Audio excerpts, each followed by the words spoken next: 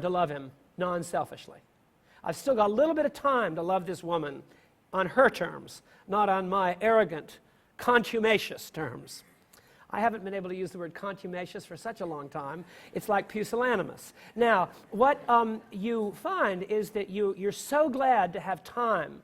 So when young people understand the futility of life on its own terms, as Ulrich Zwingli did, and as wonderful Francis Xavier did, and Ignatius of Loyola, see the movie The Mission? The movie The Mission charts it. It charts how young men get converted by death. And then they serve. Jeremy Irons in that movie does it. Who's the other actor? Robert De Niro. Happens to Robert De Niro. It's powerful. So this is not a message for the old, although usually the old are the only ones who hear it because of life, but it's a message for everyone. The destruction of control in favor of another guiding hand. And that's what we're going to find out here as we look at the passage today. Now, will you join me in reading the first verse, the first and second verses of the passage? This is Romans 3, 24 to 25. Together, they are justified by his grace as a gift through the redemption which is in Christ Jesus, whom God put forward as an expiation by his blood, to be received by faith. Stop. The next should be in parenthesis, the next two verses, because they're dealing with an abstract point. But the first 2 points are extremely powerful. Now, we use this word justification by faith, which is sort of a college Western Civ 101. It's not taught anymore, but some of you had to take required courses in European history 20 years ago. You learned that the Protestant Reformation was about something called justification by faith.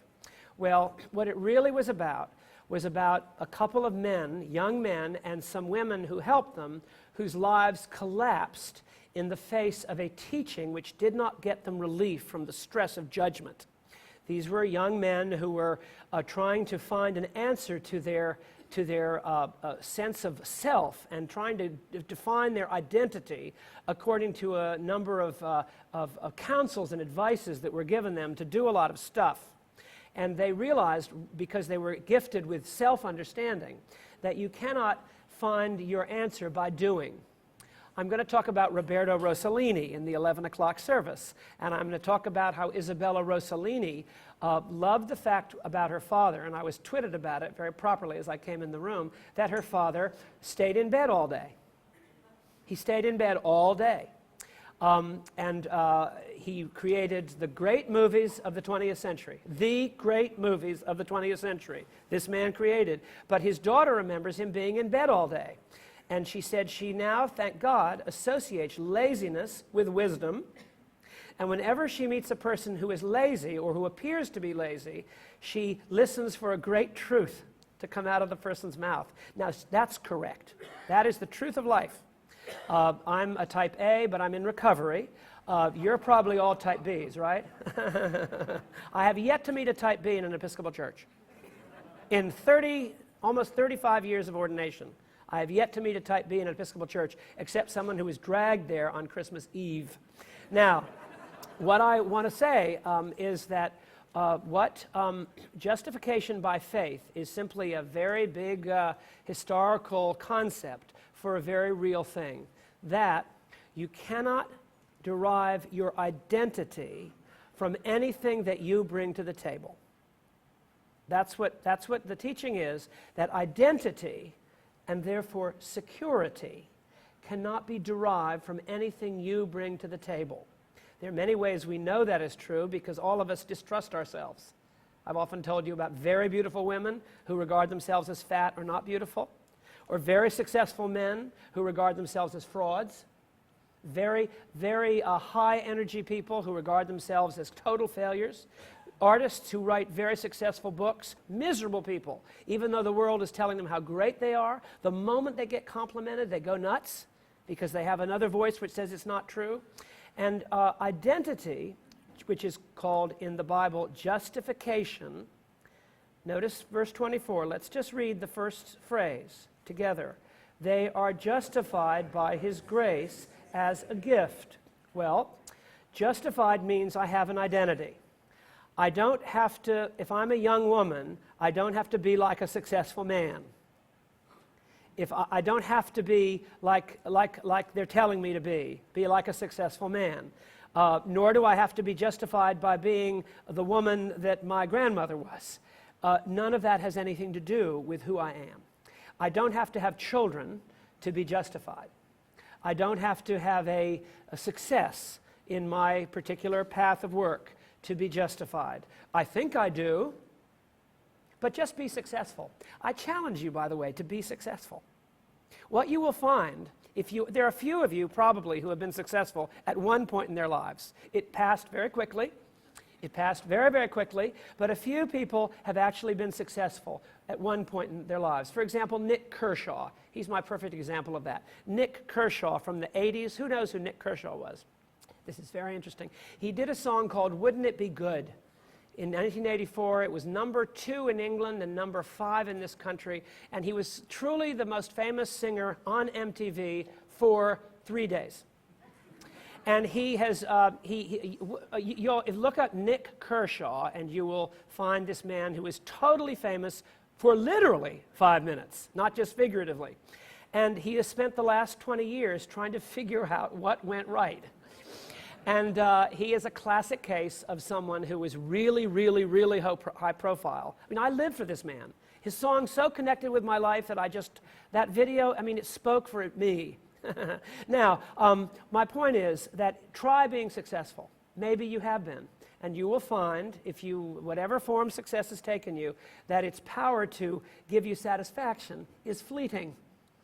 Someone said, Paul, the moment you get your PhD, your problems with your father will immediately go away. That's what someone said to me. The moment you actually get your PhD, your father problems will evaporate. Well, I'm here to tell you that it didn't happen. Mary said, well, I detected in you a moderately new form of confidence.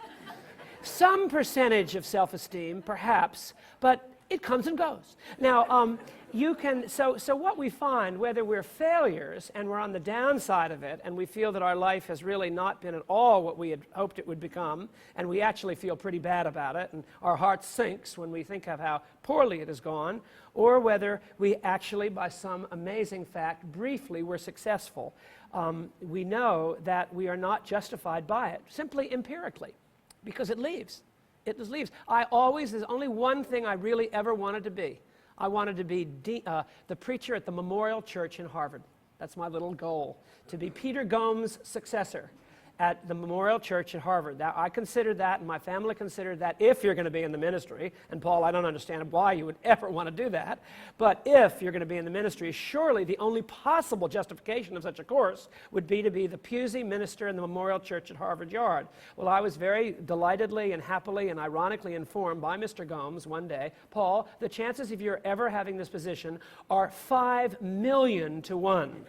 Not because of who you are, but things that you have said. Now,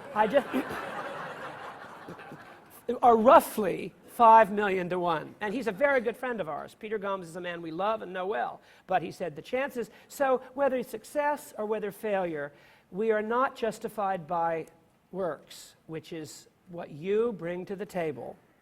We are justified, whatever it is, it's something else. It's got to be something else. It's got to be love, actually. It's usually some form of love. What makes my life worth living?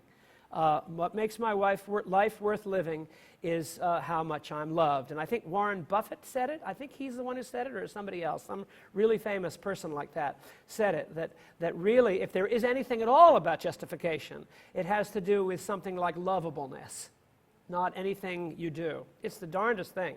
So apparently we are in fact justified by love that comes to us, and it comes as a gift. Now, you with me so far? You may not, you may be, but that's what this whole message is saying. Now, I want to go on, and then I want to double back. Let's go to verse 27, 28, 27 and 28, and read that, and then I'm going to go back to the word expiation. Because I will be accused at lunch, not at lunch, but I'll be accused of skipping the part that is